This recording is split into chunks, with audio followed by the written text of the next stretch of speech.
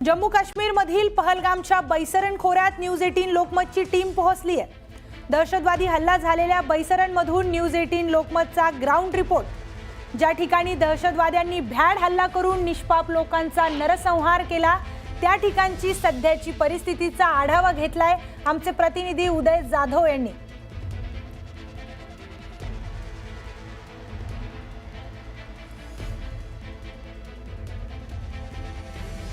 News 18 लोकमतची team पोहोचलेली आहे ground zero वरती, जिथे नरसंहार घडला त्या स्थळावरती आपण आहोत।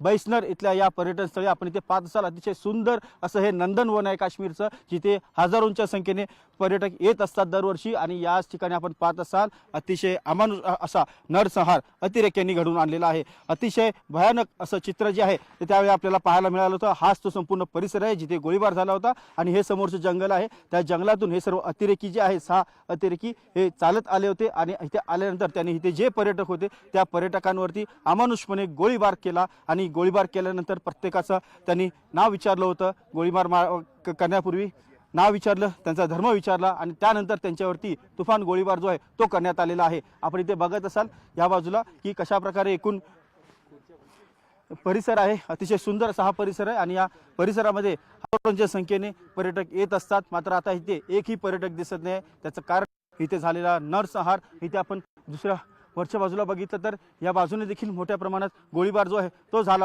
जवळपास 40 मिनिटं हे सर्व गोळीबार जो आहे तो इथे सुरू होता। पर्यटक जे आहे ते सैरावैरा पळत होते, आपला जीव वाचवण्यासाठी पळत होते। आपण समोर इथे पाहू शकतो खुर्च्या ज्या आहेत पडलेल्या पाहायला मिळतात। हा ग्राउंड आहे, खुर्च्या पडलेल्या आहेत, जिथे पळापळ होती तो हा संपूर्ण परिसर आहे आणि या परिसरामध्ये आपण जे पाहू शकतो सर्व अस्तव्यस्त पडलेले आहेत ठिकाण। आणि याच ठिकाणी चारही बाजूला अतिशय हिमशिखर जी आहेत ते आभाळाला टेकलेले आपल्याला इथे पाहायला मिळतात। अतिशय सुंदर असा प्रदेश आहे आणि त्यांच्या मधोमध हा बैसनर व्हॅलीचा बैसनर खोऱ्याचा हा प्रदेश आहे आणि समोर आपण पाहायला मिळतो आपल्याला अतिशय विस्तीर्ण असा हा गवताळ प्रदेश आहे। त्यामुळे इथे खूप मोठे एक क्रीडा प्रकार जे आहेत, स्पोर्ट्स ऍक्टिव्हिटी या पर्यटनाचे ते आपल्याला इथे पाहायला मिळतात। आणि समोरच्या बाजूला इथे ज्या वेळेला इथे पर्यटक पर्यटनाचा आनंद घेत होते त्याच वेळेला अचानक अतिरेकी आले आणि त्यांनी अंधाधुंद असा हा गोळीबार केला, बेफाम गोळीबार केला। सर्वप्रथम पर्यटकांना कळलंच नाही की कुठून गोळीबार होतोय, कोण गोळीबार करतोय, कशा करताय। मात्र गोळ्या लागतायत, लोक पडतायत खाली, लोक जखमी होत आहेत। हे पाहिल्यानंतर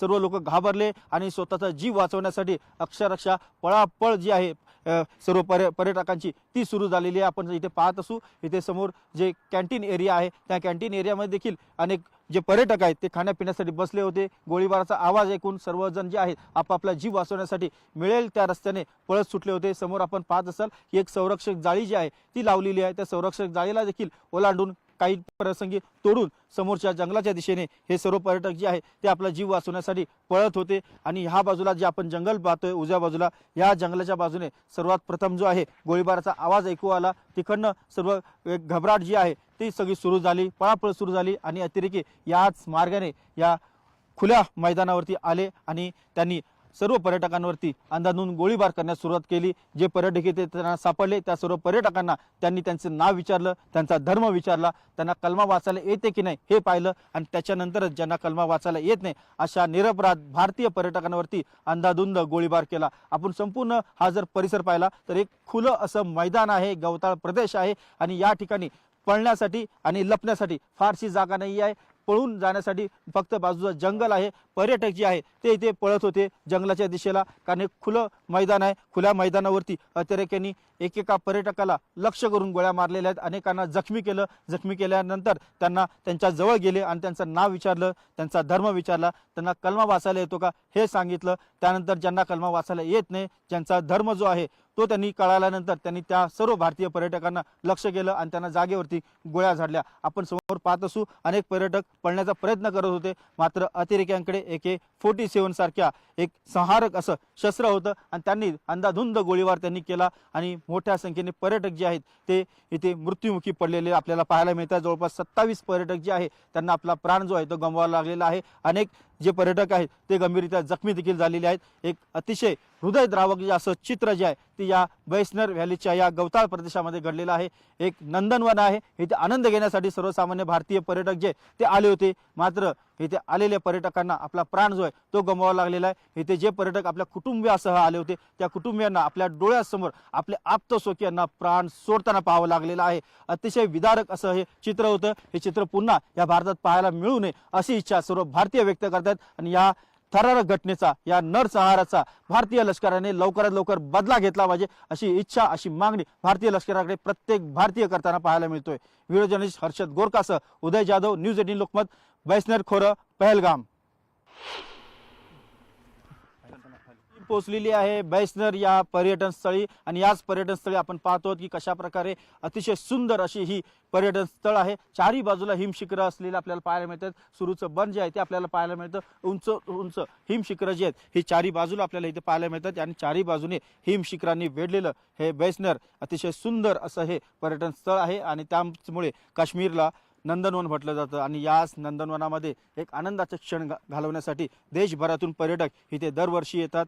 त्याचप्रमाणे इथेही पर्यटक आले होते आणि त्या पर्यटकांना इथे एक खूप मोठा नरसंहार जो आहे तो पाहायला मिळाला। अनेक जण त्याला बळी देखील पडलेले आहेत। याच बैसनर या संपूर्ण या पर्यटन स्थळाच्या आपण आता मध्ये आहोत आणि या सर्वात मधोमध इथे आपल्याला पाहायला मिळतो एक मोठा जम्पिंग बॉल होता आणि या जम्पिंग बॉल बरोबर अनेक पर्यटक खेळत होते आणि हे पर्यटक खेळत असताना त्यांच्यावरती गोळीबार झालेला आहे। पर्यटक अतिशय भांबावले होते, घाबरलेले होते, त्यामुळे या जम्पिंग बॉलच्या मागे देखील त्यांनी आडोसा घेण्याचा प्रयत्न केला होता, मात्र अतिरेक्यांनी या जम्पिंग बॉलवरती देखील गोळीबार केलेला आहे। अनेक इथे सैराभरा पळापळ झालेले जे ठिकाण गोष्टी आहेत ते आपल्याला इथे पाहायला मिळतात। अनेक इथे शॉल आहेत, हे शॉल पर्यटकांचे आहेत, ते इथे सर्व टाकून पळाले आहेत। स्पीकर आहे, गाणी चालू होती कारण इथे सर्वजण आनंदासाठी मौज मजा करण्यासाठी येतात आणि त्यावेळेला इथे जो गोळीबार झाला त्यामुळे भांबावलेले आणि घाबरलेले पर्यटक जे आहे त्यांची पळापळ झाली। आपण एक सर्वात महत्त्वाची इथे एक क्षण दाखवतो आपल्या न्यूज 18 लोकमतच्या प्रेक्षकांना।